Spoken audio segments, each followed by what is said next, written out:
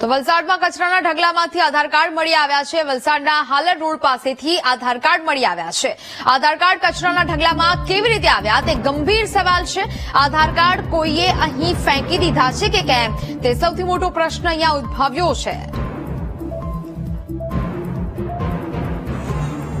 સંવાદદાતા માનવ phone line પર જોડાયા છે। માનવ, વલસાડમાં કચરાના ઢગલામાંથી આધાર કાર્ડ મળી આવ્યા છે, શું મામલો?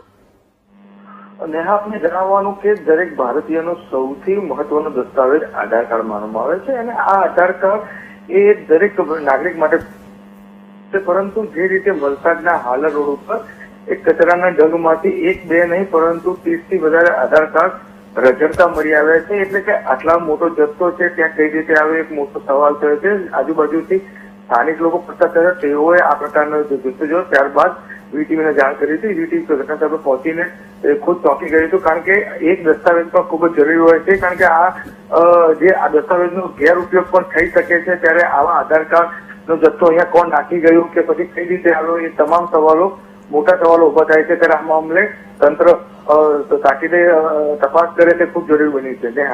બિલકુલ માનવ, જાણકારી બદલ આભાર।